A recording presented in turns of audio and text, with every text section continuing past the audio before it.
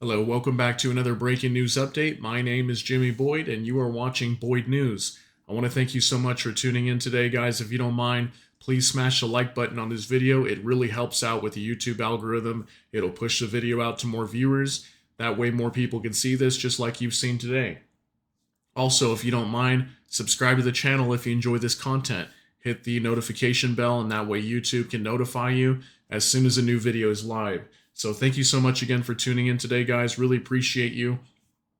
I've got some news here coming out from the Middle East and the Houthis. I kind of want to update you on what's going down there as of today.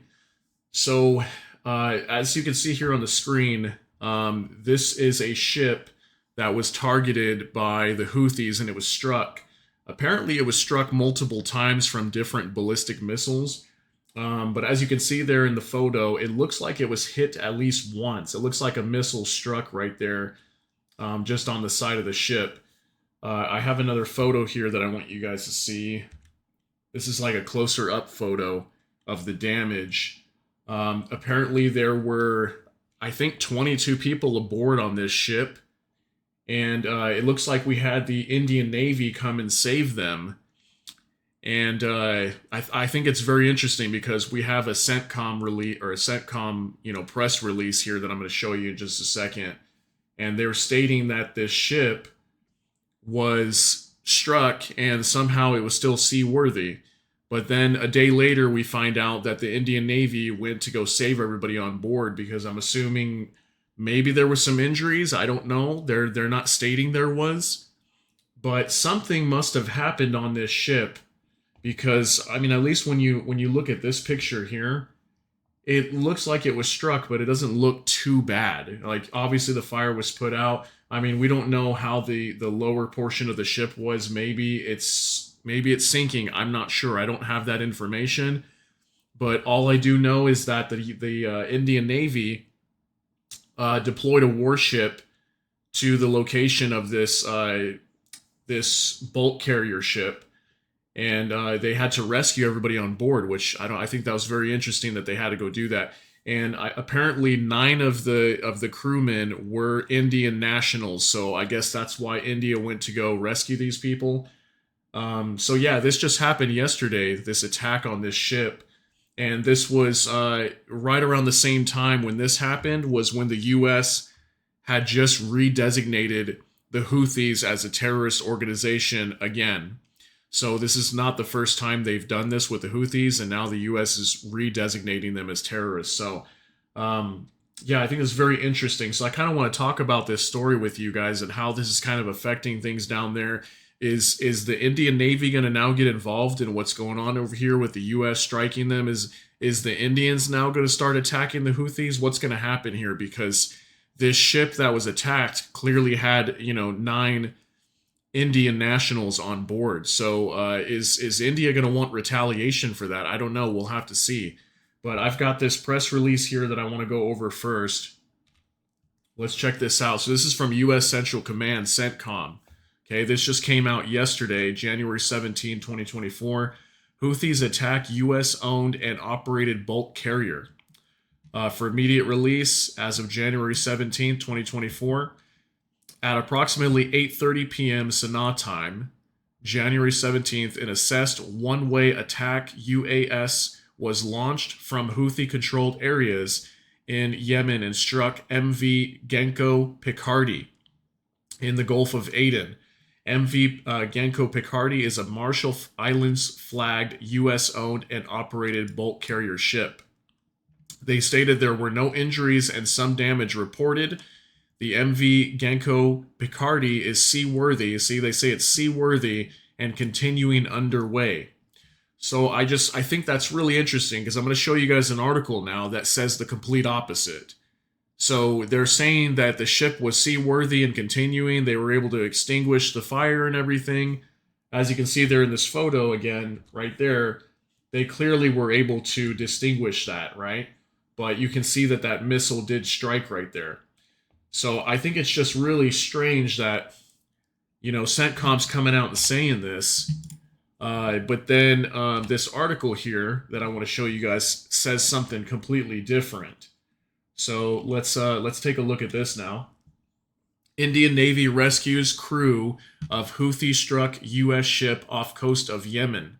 Warship sent to assist U.S. Genco Picardy recovers 22 on board, including 9 Indian nationals. See? So the fire on the vessel has been extinguished, but yes, there were 9 Indians, so that's why this Indian Navy warship supposedly went to go rescue them, okay? They were nearby and they diverted to the area of this bulk carrier ship that was attacked, and they were able to rescue everybody on board. So again, why are they having to rescue people if the ship was seaworthy? Or maybe they thought the ship was seaworthy for a short time and then maybe something happened. I don't know. Or my guess is that there probably was some sort of either casualties or injuries on board, and that's why they had to rescue these people, because they probably had to get out because there were injuries. And again, if you look at this picture, excuse me, if you look at this picture,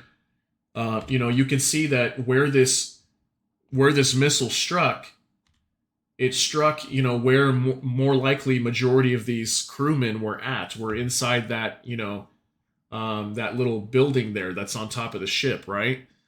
So that's what makes me think that maybe there was actually some casualties here.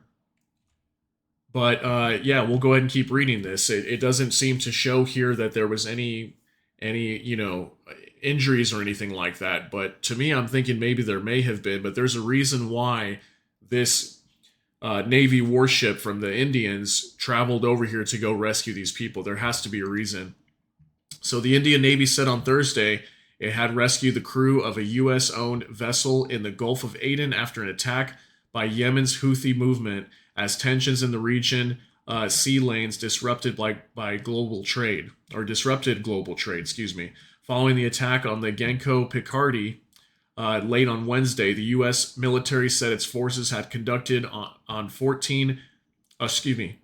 strikes on 14 Houthi missiles that presented an imminent threat to merchant vessels and U.S. Navy ships in the region. So this just happened, I think, just yesterday or the day before. We had a large strike on Yemen again. This was the fourth major attack on Yemen. And again, these were targeting these ballistic missile sites where they're setting these up quickly and launching them. And we launched a massive attack late at night. I think it was just the night before. And I did report on that. So if you guys haven't seen that video, go jump on my page and head over there and watch that. So I had some good information for you. And yeah, it's crazy what's happening down here, guys. So as well, I wanted to add here that India said it had diverted a warship deployed in the region to rescue the 22 crewmen. See, there was 22 crew, 9 were Indians, on board the Genco Picardy, including 9 Indians. The crew were all safe and fire on board of the vessel had been extinguished. So, and the Houthi movement said its missiles had made a direct hit on the bulk carrier. Okay, that's what they stated. So this is obviously the type of ship that was hit. I don't think this was the exact ship that was hit. The exact one was the one apparently that you see here on the screen. These are the pictures that are floating around all over the internet. Excuse me. So,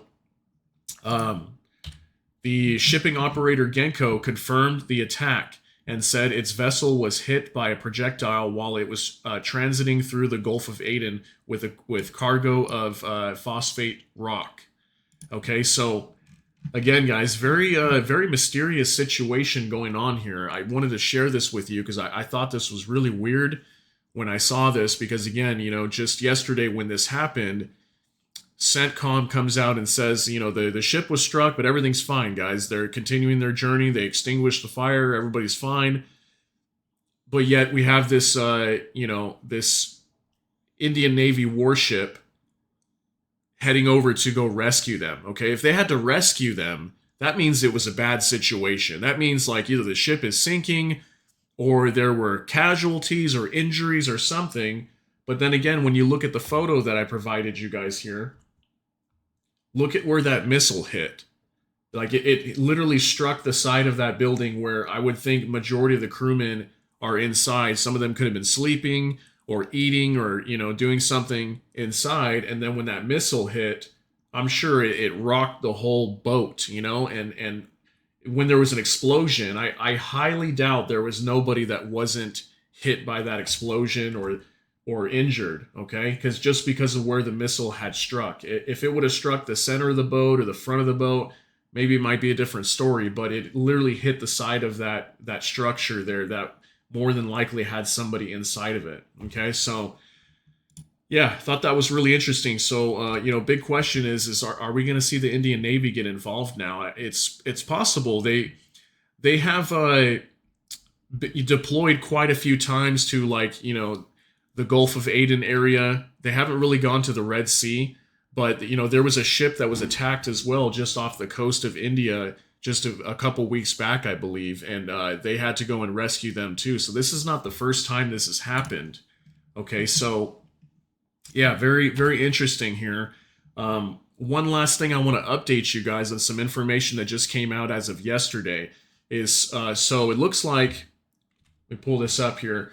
It looks like insurance companies are starting to refuse coverage, especially for American, British, and Israeli vessels that are traveling through the Red Sea here. If they're going through the Gulf of Aden or the Red Sea, some of them, not all of them, but some of them are starting to no longer provide coverage in this area if they are attacked due to this war.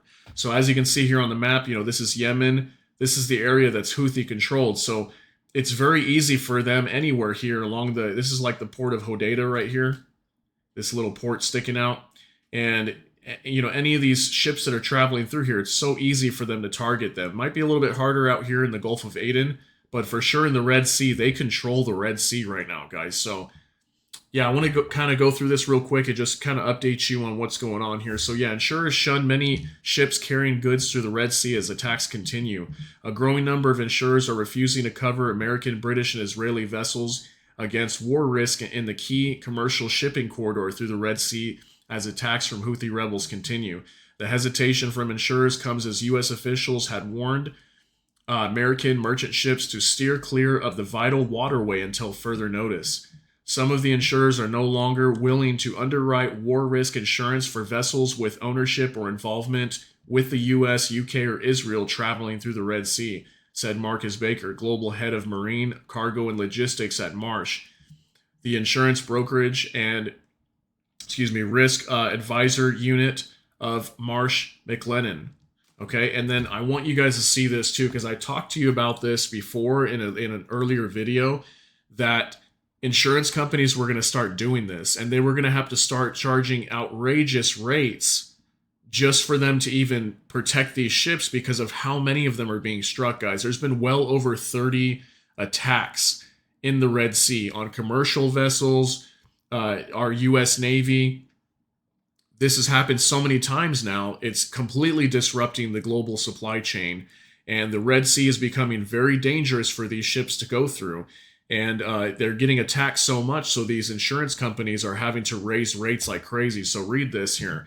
War risk rates have spiked from just 0.01% of vessel value in early December to 0.7 today. That's just in a month, guys? Like 1 month, and look at how much of an increase. 0.1 to 0.7. Doesn't seem like a huge increase, right? But then here, that means the cost to insure a $100 million container ship has spiked from $10,000 per voyage to $700,000 per voyage, guys. That's how much these companies are going to have to pay if they want to go through the Red Sea. So what does that mean? That means that instead of them paying the $700,000 per voyage, what do you think they're going to do? They're going to divert around Africa instead of going through the Red Sea.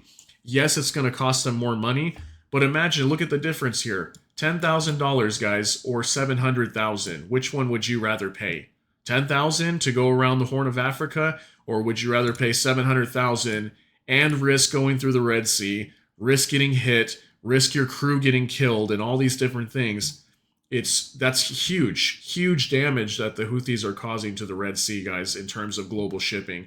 This is a problem because the Red Sea is a vital trade route that connects to the Suez Canal, which accounts for 10 to 15% of the world trade and 30% of global container shipping volumes. Guys, 30%. That's a large portion of the global economy. And these commercial vessels that are traveling through here, that's a lot of ships, guys. It's a big deal. The deteriorating security situation has forced shippers to reroute vessels around the southern tip of Africa, a detour that can add 3,000 nautical miles and 8 to 10 days to the voyage. No matter what they choose to do, whether they choose to go through the Red Sea and take this risk and pay the insane price of $700,000 per voyage, or they choose to go around Africa and take this 3,000 extra mile trip and 8 to 10 days longer of a voyage, meaning delayed cargo shipments, meaning if there's food being transported or anything like that, there's a higher risk of this food going bad.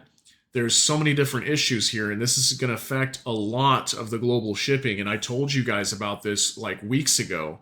I was talking about this and telling you that these insurance companies were going to start doing this, and they were going to have no choice but to do it because all these attacks are costing so much money, guys. It's costing a lot of money for these insurance companies, and they are no longer going to want to support these ships that are going through the Red Sea. So this is huge, very, very huge information. I wanted you guys to be aware of that.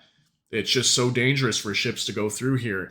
And again, we have this Operation Prosperity Guardian operation going on between the US and the UK to protect these ships, but clearly it's not enough to help. We can't possibly put enough ships down there to protect the Red Sea and the Gulf of Aden. It's impossible. It's way too much sea and land to cover. It's way too many targets to watch. These Houthis are coming out from nowhere. They hide their ballistic missiles and then they roll them out real quick on trucks and launch them.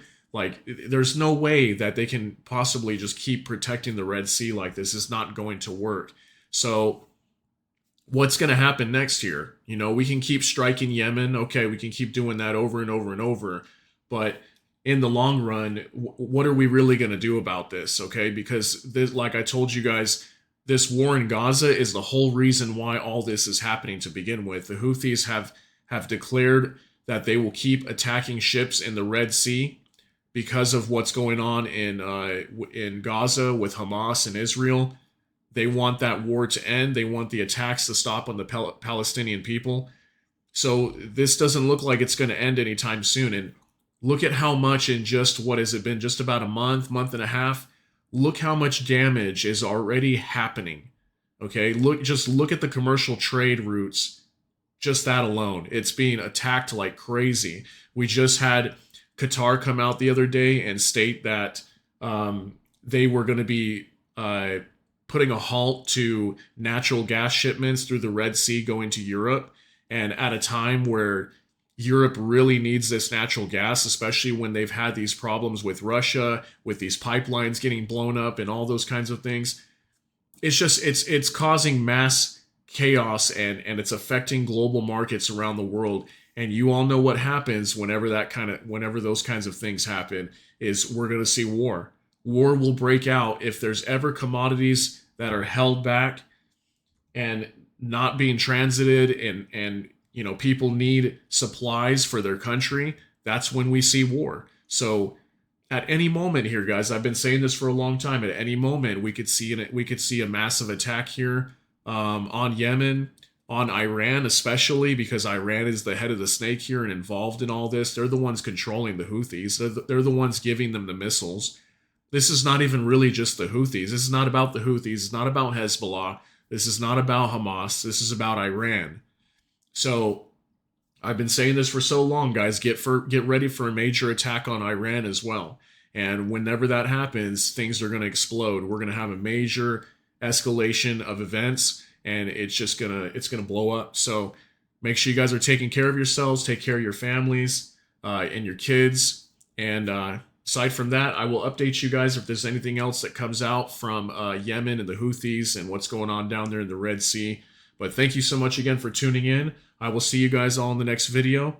Take care and God bless. Have a great day.